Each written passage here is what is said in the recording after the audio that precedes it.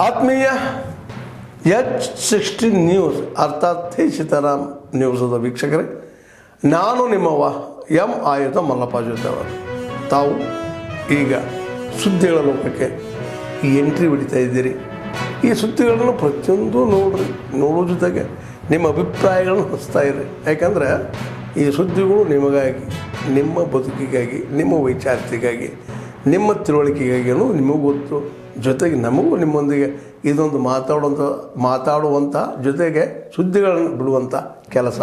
ಈ ಕೆಲಸದಲ್ಲಿ ನಾವು ನಿಮ್ಮೊಂದಿಗಿದ್ದೀವಿ ಅಂತ ಹೇಳ್ತಾ ನೋಡ್ತಾ ಇರಿ ಸುದ್ದಿಗಳನ್ನು.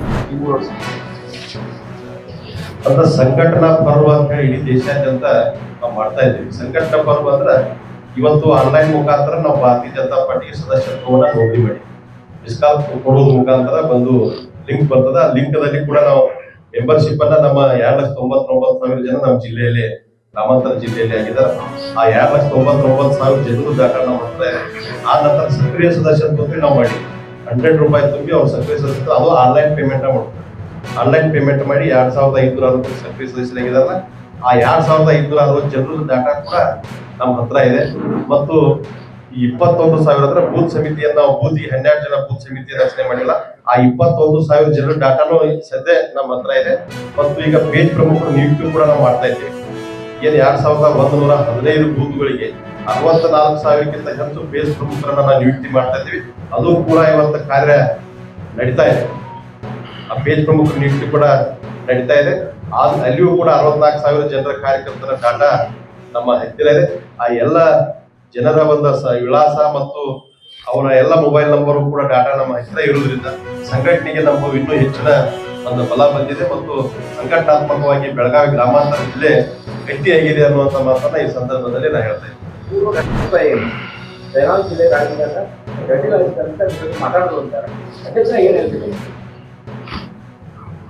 ಅದು ಅವ್ರ ಯೋಗ್ಯತೆ ತೋರಿಸ್ತದ. ಅವರ ಹೇಳಿಕೆಗೆ ನಾವೇನ್ ಪ್ರತಿಕ್ರಿಯೆ ಕೊಡೋದು. ಬೆಳಗಾವಿ ಜಿಲ್ಲಾ ರಾಜಕಾರಣಕ್ಕೆ ಸ್ವಲ್ಪ ಏನಾದರೂ ಅವರ ಒಂದು ಇದು ಮಾಡಿದಾರೆ ಅಂತ ಅಂತೀರಾ?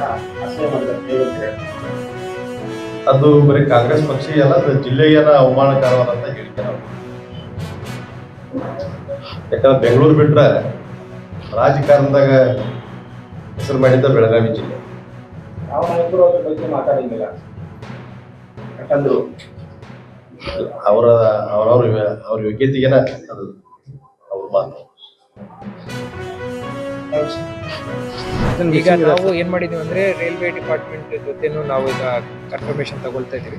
ಅದೇ ರೀತಿ NWKRTC ಹಾಗೂ ಈ ಏರ್ಪೋರ್ಟ್ ಹಾಗೂ ಈ ಪ್ರೈವೇಟ್ ಟೂರ್ ಆಪರೇಟರ್ಸ್ ಯಾರ್ಯಾರಿದ್ದಾರೆ, ನನ್ನ EDC ಅವ್ರ ಪಾಪ ಅದೇ ಕೆಲಸ ಮಾಡ್ತಾ ಇದ್ದಾರೆ. ಎಲ್ಲ ಕಡೆಯಿಂದ ಯಾರ್ಯಾರು ಹೋಗಿದ್ದಾರೆ, ಯಾವಾಗ ಹೋಗಿದ್ದಾರೆ, ಎಷ್ಟು ಜನ ಹೋಗಿದ್ದಾರೆ, ಏನ್ ಪ್ಲಾನ್ ಇತ್ತು ಅಂತ ಹೇಳಿ ನಾವು ಮಾಹಿತಿಯನ್ನು ಸಂಗ್ರಹಣೆ ಮಾಡ್ತೀವಿ. ಇನ್ನೊಂದು ತಿಂಗಳು ಈ ಕುಂಭ ಮೇಳ ನಡೆಯುತ್ತೆ ಅಲ್ಲಿ. ಸೊ ಆ ನಿಟ್ಟಿನಲ್ಲಿ ಈ ಮಾಹಿತಿಯನ್ನು ಈಗಲೇ ಸಂಗ್ರಹಣೆ ಮಾಡಿಕೊಂಡು ಸರಿಯಾದ ಅಡ್ವೈಸರಿ ನಾವು ನಮ್ಮ ಜಿಲ್ಲೆಯ ಜನತೆಗೆ ಕೊಡಲಿಕ್ಕೆ ಸಾಧ್ಯವಾಗಬೇಕಂತ ಹೇಳಿ ಆ ನಿಟ್ಟಿನಲ್ಲಿ ನಾವು ಈ ಮಾಹಿತಿಯನ್ನು ಸಂಗ್ರಹಣೆ ಗಾಯಾಳುಗಳ ಪರಿಸ್ಥಿತಿ ಅಪ್ಡೇಟ್ ಆಗಿದೆ. ನನ್ನ ಪ್ರಕಾರ ಏನಿದೆ ಅಂದರೆ, ಇವತ್ತು ಅಮಾವಾಸ್ಯ ದಿವಸ ಪ್ರಯಾಗ್ರಾಜಲ್ಲಿ ಬಹಳ ಜನಸಂಖ್ಯೆ ಜಾಸ್ತಿ ಇದೆ. ಅದರಿಂದ ಬಹುಶಃ ಈ ಒಂದು ಪರಿಸ್ಥಿತಿ ಉದ್ಭವ ಆಗಿದೆ. ಆದರೆ ಈಗ ಮುಂದಿನ ದಿನಗಳಲ್ಲಿ ಅಲ್ಲಿ ಸ್ವಲ್ಪ ಜನಸಂಖ್ಯೆ ಕಡಿಮೆ ಆಗಬಹುದು. ಆದರೂ ಜಿಲ್ಲಾ ಮಟ್ಟದಿಂದ ಹಾಗೂ ರಾಜ್ಯ ಮಟ್ಟದಿಂದ ನಾವು ಏನು ಅಡ್ವೈಸರಿ ಇಶ್ಯೂ ಮಾಡ್ತೀವೋ ಅದರ ಪ್ರಕಾರನೇ ಎಲ್ಲರೂ ಪ್ಲ್ಯಾನ್ ಮಾಡ್ಕೋಬೇಕು. ಆತಂಕ ಪಡೋ ಏನು ಸಂದರ್ಭ ಇಲ್ಲ. ಆದರೆ ಅಡ್ವೈಸರಿಯನ್ನು ಕರೆಕ್ಟ್ಲಿ ಫಾಲೋ ಮಾಡಬೇಕು. ನಾನಲ್ಲಿ 4 ದೇಹಗಳನ್ನು ನಾವು ಪ್ರಯತ್ನ ಮಾಡ್ತಾ ಇದ್ದೀವಿ ಡೆಲ್ಲಿಗೆ ಶಿಫ್ಟ್ ಮಾಡಲಿಕ್ಕೆ. ಡೆಲ್ಲಿದಿಂದ ಡೈರೆಕ್ಟ್ ಬೆಳಗಾವಿಗೆ ಏನು ನಾಳೆ ಮಧ್ಯಾಹ್ನ ಫ್ಲೈಟ್ ಇದೆ, ಅದರಲ್ಲಿ ಇಲ್ಲಿ ತರಿಸ್ಕೊಳ್ಳಿಕ್ಕೂ ನಾವು ಪ್ರಯತ್ನ ಮಾಡ್ತಾ ಇದ್ದೀವಿ. ಇದರಲ್ಲಿ ಫಸ್ಟ್ ಆದ್ಯತೆ ಈ ಸ್ಪೆಷಲ್ ಆಫೀಸರ್ಸ್ ಇಬ್ಬರು ಡೆಲ್ಲಿಗೆ ಹೋಗಿ ಡೆಲ್ಲಿ ಏರ್ಪೋರ್ಟಲ್ಲಿ ಕೋಆರ್ಡಿನೇಷನ್ ಮಾಡಿಕೊಂಡು ಆ ಫ್ಲೈಟಲ್ಲಿ 4 ದೇಹಗಳನ್ನ ಅವರು ಇಲ್ಲಿಗೆ ಶಿಫ್ಟ್ ಮಾಡ್ಕೊಳ್ಳಿಕ್ಕೆ ಅವರು ಪ್ರಯಾಸ ಮಾಡ್ತಾರೆ.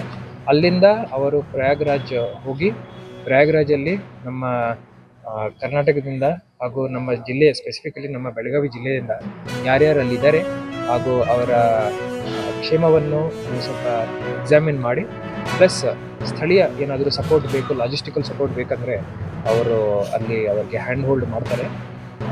ಅದಲ್ಲದೆ ಈಗ ಈ ಒಂದು ಘಟನೆಯಲ್ಲಿ ಯಾರ್ಯಾರಿಗೆ ಇಂಜುರೀಸ್ ಆಗಿದ್ದಾವೆ ಅವ್ರಿಗೂ ಸರಿಯಾದ ಮೆಡಿಕಲ್ ಹೆಲ್ಪ್ ಸಿಗೋದು, ಅದನ್ನು ನೋಡ್ಕೊಳ್ಳೋ ಜವಾಬ್ದಾರಿ ನಾವು ಅವರಿಗೆ ಹೇಳಿದ್ದೀವಿ.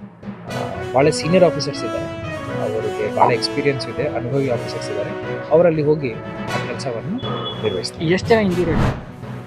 ಆದ್ಮೇಲೆ ಎಲ್ಲ ಸುದ್ದಿಗಳನ್ನು ನೋಡಿದ್ರಲ್ಲ, ಏನು ಅನಿಸ್ತು ನಿಮಗೆ? ಇದರಲ್ಲೇ ನಿಮ್ಗೆ ಲೈಕ್ ಆಗಿರ್ಬೋದು, ಡಿಸ್ಲೈಕು ಆಗಿರ್ಬೋದು, ಕಾಮೆಂಟ್ ಬೇಡಪ್ಪ ಅಂತೂ ಅನಿಸಿರ್ಬೋದು, ಕಾಮೆಂಟ್ ಮಾಡಬೇಕಪ್ಪ ಅನಿಸಿರ್ಬೋದು, ಶೇರ್ ಮಾಡಬಾರ್ದಪ್ಪ ಅನಿಸಿರ್ಬೋದು, ಅದು ಮಾಡಬೇಕು ಅನಿಸಿರ್ಬೋದು. ಏನಾದರೂ ಆಗಲಿ ಶೇರ್ ಮಾಡ್ತಾಯಿರಿ, ಈ ನ್ಯೂಸ್ಗಳನ್ನ ಹಂಚ್ತಾ ಇರಿ, ಜೊತೆಗೆ ಇದಕ್ಕೆ ಸಬ್ಸ್ಕ್ರೈಬ್ ಆಗ್ತಾಯಿರಿ ಅಂತ ಹೇಳ್ತಾ H16 ನ್ಯೂಸ್ ಅರ್ಥಾತ್ ಹೇ ಸೀತಾರಾಮ್, ಇದು ಸತ್ಯದ ಕೈಗೆ ನಡಿ. ವಂದನೆಗಳು.